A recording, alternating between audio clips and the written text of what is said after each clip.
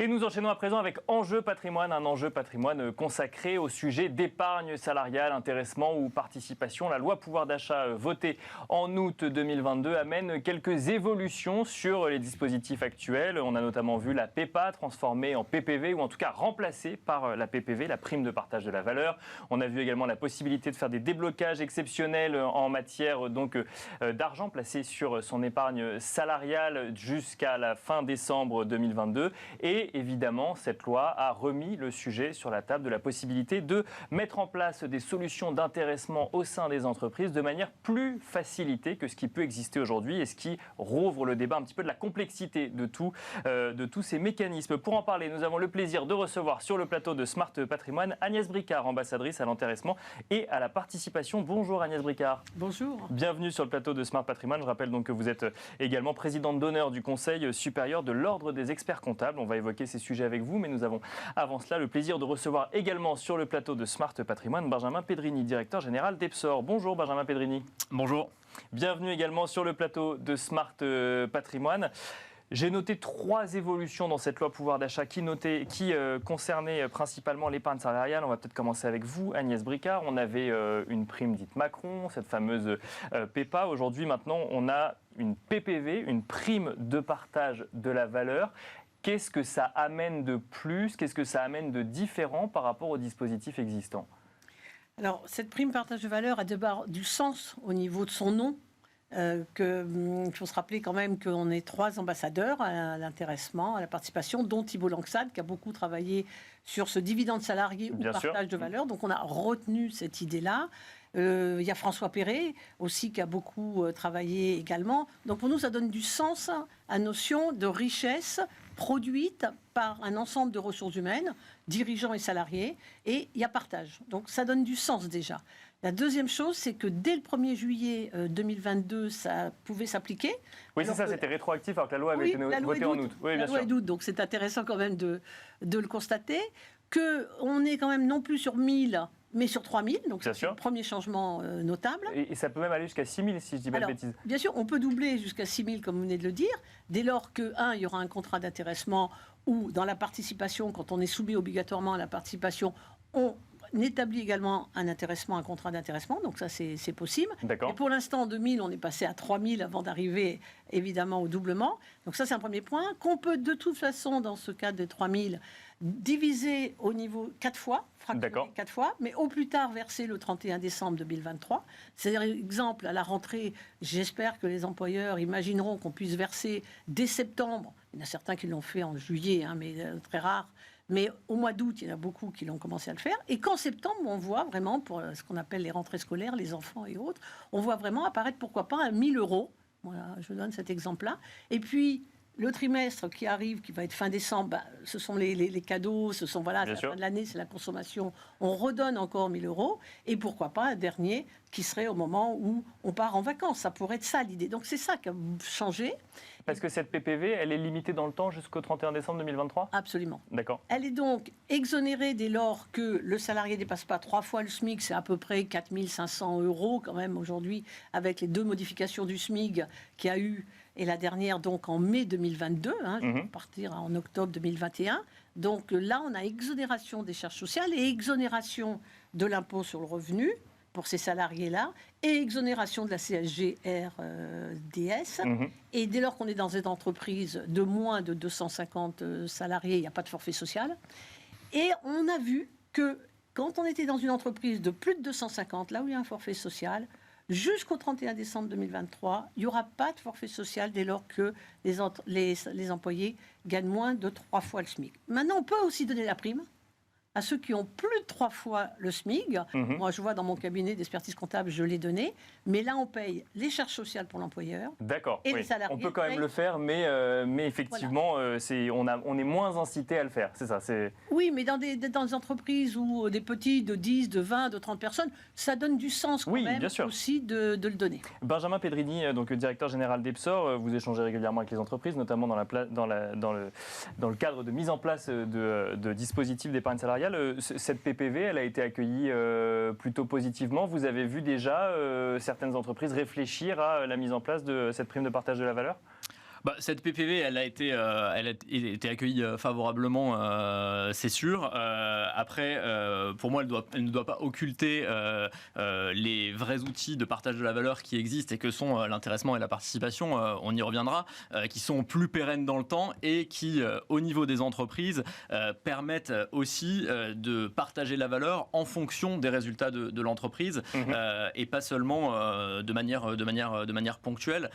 Et donc, c'est pour ça aussi qu'il y a des incitations spécifiques, notamment pour augmenter les plafonds de la PPV dans les entreprises qui, en plus de ça, engagerait des discussions pour mettre en place de l'intéressement, qui reste un mécanisme aujourd'hui qu'il faut, et d'ailleurs on y reviendra un peu plus tard, mais qui doit être élargi dans son adoption. Mais c'est un mécanisme qui a du mal à être compris dans le sens où le fait que ce soit bloqué, par exemple, qu'il y ait des cas de déblocage anticipés, mais que ce soit bloqué, freine peut-être l'adoption. Et d'ailleurs, la loi pouvoir d'achat a permis de débloquer de manière exceptionnelle jusqu'à la fin de l'année certaines sommes parce qu'il y avait ce besoin peut-être de liquidité à court terme. Par rapport à ce besoin de liquidité à court terme relatif à l'intéressement n'est pas automatiquement bloqué. C'est ça aussi qu'il faut avoir en tête. C'est que l'intéressement, c'est un choix du salarié de bloquer son épargne sur un horizon de temps de 5 ans, voire sur un horizon de temps retraite. Mais le salarié a la possibilité de toucher son intéressement de façon immédiate. La seule différence, c'est que s'il le touche de façon immédiate et qu'il paye des impôts, eh bien cela va rentrer dans l'assiette de son revenu imposable. Mais dans certains cas, on peut bénéficier d'abondements aussi mis en place par l'entreprise si jamais on le place sur des comptes bloqués. Exactement. C'est ça l'intérêt, c'est d'avoir la possibilité aussi pour une entreprise d'inciter à l'épargne en rajoutant cet abondement auquel peuvent avoir accès les collaborateurs s'ils placent leur prime.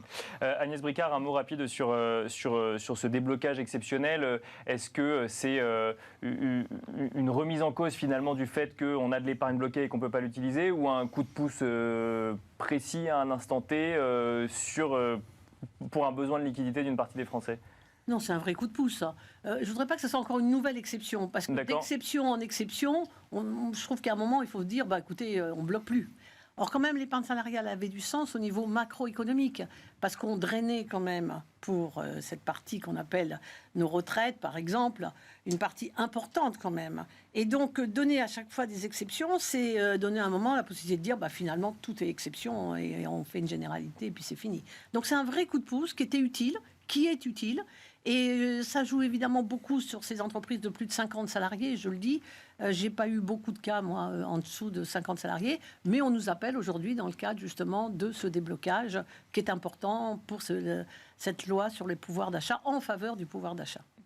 Alors, il y a un troisième sujet qui revient quand même souvent quand on parle d'épargne salariale, c'est la complexité de mettre en place des dispositifs d'épargne salariale au niveau des entreprises. Donc là, pareil, ça a été évoqué dans la loi pouvoir d'achat. Je dis évoqué parce que après, ça soulève toujours beaucoup de questions. Mais quelle que soit la décision prise, ça soulève toujours beaucoup de questions. Et on en revient toujours au même constat d'un certain nombre d'acteurs du secteur, c'est complexe à mettre en place. Et donc là, l'idée était de dire, Agnès Bricard puis Benjamin Pedrini, pour les entreprises de moins de 50 salariés, on va essayer de faciliter la mise en place et laisser, la responsabilité de mettre en place un dispositif comme celui-là aux dirigeants de manière unilatérale. Ça peut faciliter la mise en place d'un dispositif d'épargne salariale, normalement. Alors, cette décision unilatérale d'employeur, qu'on appelle la DUE pour faire simple, elle existait dans la loi Pacte, il ne faut pas oublier, mais elle n'existait que pour les moins de 11 salariés. Et dès lors, quand on finissait son premier accord, imaginons 3 ans, puisque maintenant l'accord, il faut quand même savoir, d'intéressement est passé de 3 à 5 ans, mais admettons qu'on finissait un accord, même de 2 ans, et qu'on le renouvelait, on devait revenir à l'accord groupe ou à un accord évidemment des syndicats, et ça posait un problème. Et donc, nous, les 3 ambassadeurs, on a proposé dans les mesures de simplification de faire en sorte que lors du renouvellement, on utilise aussi la DUE. Et ça a été accepté dans la loi du 12 août, enfin je dis ça de tête, pour justement constater que non seulement ça a été autorisé, et ça ce sont les pouvoirs publics qui l'ont décidé sur nos propositions, et ça a été par contre élargi aux plus de 50. Donc une bonne fois pour toutes, on n'a plus besoin de ces accords de branche agréés qui permettaient de mettre en place l'intéressement. Donc ça, c'est une mesure de simplification extrêmement importante. La deuxième, qui est aussi importante, c'est qu'on avait demandé d'avoir des accords types simplifiés d'intéressement pour les entreprises de moins de 11 et moins de 50, qu'on les a maintenant, si on les a pas aujourd'hui, on les a demain, mais on les a parce que Thibault Langsade est le président de la COS. Donc on a demandé que sur le site mon-intéressement.ursaf.gouv, dorénavant se trouvent justement ces accords d'intéressement, même si certaines entreprises ont déjà imaginé.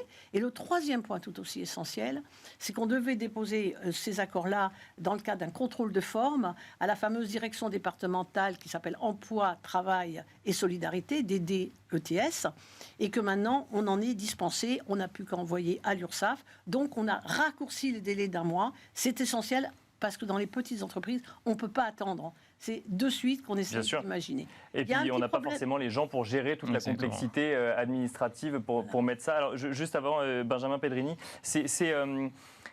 cette facilitation de la mise en place de l'épargne salariale, concrètement, quand on est au sein des entreprises, vous voyez du coup que ça permet de débloquer certaines situations, par exemple ? C'est effectivement, comme vous le disiez, toujours dans les petites structures notamment, un frein. On n'a personne qui est en charge de ce sujet-là spécifiquement, donc on n'a personne qui a vraiment la connaissance sur le sujet, et on a toujours cette impression en tant que dirigeant d'une petite structure que c'est compliqué de mettre ça en place, et donc effectivement, c'est pas forcément une demande des salariés. Parfois, c'est pas toujours très bien compris quand même par les salariés ces dispositifs. Non, c'est une demande des salariés. C'est de plus en plus une demande des salariés. C'est de plus en plus quelque chose en fait qui fait partie des packages globaux de rémunération que certains salariés voient dans d'autres entreprises. Ils ont parfois des amis qui travaillent dans des groupes plus gros qui ont accès à des dispositifs de ce type-là. Donc même dans les petites structures, ils commencent à avoir des velléités pour ce type de solution. D'autant plus dans un contexte comme aujourd'hui, où on a quand même une guerre des talents, et donc il faut les attirer, et il faut avoir des packages de rémunération attractifs, et deux, dans un contexte qui est un peu plus conjoncturel à l'instant T, mais de pouvoir d'achat, et donc proposer ce type de solution, c'est quelque chose vraiment d'intéressant. Et donc la difficulté effectivement est levée dans les petites structures avec cette DUE, parce que engager un dialogue social avec les représentants du personnel qui ne sont pas toujours présents et qui ne sont pas toujours élus dans ce genre de structure. Oui, parce qu'on parle beaucoup d'accords, encore faut-il avoir des gens avec qui discuter. Exactement. Oui, bien sûr. Et cette simplification administrative aussi, on la salue, parce qu'effectivement, c'était dans les délais de mise en place un frein supplémentaire qui parfois rallongeait la mise en place d'accords d'intéressement, qui parfois aussi faisait peser une certaine crainte sur les dirigeants, parce que justement la DRETS pouvait revenir 1 mois après, 2 mois après, 6 mois après, en disant que l'accord qui avait été mis en place n'était pas conforme pour telle ou telle raison. Et donc là, il fallait tout recommencer. Exactement. Agnès, il nous reste quelques secondes. Vous mentionniez un petit point de blocage qui restait. Ça nous fera peut-être une ouverture pour une autre émission. Qu'est-ce que vous constatez encore comme petit point de blocage qui restait ? Un point essentiel, c'est chaque année, il faut que dès lors on bloque l'intéressement, puisque certains disent, moi je veux bien bloquer, parce qu'à un moment, il faut bien que je regarde aussi peut-être ma retraite, il faut que je regarde un certain nombre de points. Mais dès lors qu'ils bloquent, on leur envoie chaque année un relevé disant vous bloquez action, obligation, un compte à terme, etc. Et là, il y a une méconnaissance économique. Parce qu'on ne sait pas où investir. Et il y a une méconnaissance que j'appelle économique et financière. Donc j'ai attiré l'attention de l'AMF, j'ai attiré l'attention des gestionnaires d'actifs. Et aujourd'hui, j'ai rencontré monsieur, justement, qui va nous en dire plus. Benjamin Pedrini. Exactement. Et effectivement, ce point-là, nous, c'est vraiment une des raisons et la raison principale pour laquelle on s'est lancé dans cette aventure chez Epsor, pour accompagner les salariés dans leur choix de placement, parce que bien souvent, ils sont perdus quand on leur donne cette somme d'argent qu'ils doivent placer. Ils ne savent pas sur quoi la placer, et donc nous, on les aide sur ces volets-là. On conclut là-dessus. Merci beaucoup, Benjamin Pedrini, directeur général d'Epsor. Merci Agnès Bricard, ambassadrice à l'intéressement et à la participation et présidente d'honneur du Conseil supérieur de l'Ordre des experts comptables. Merci à vous de nous avoir suivis. Je vous donne rendez-vous demain à 13h sur Bismart pour un nouveau numéro de Smart Patrimoine.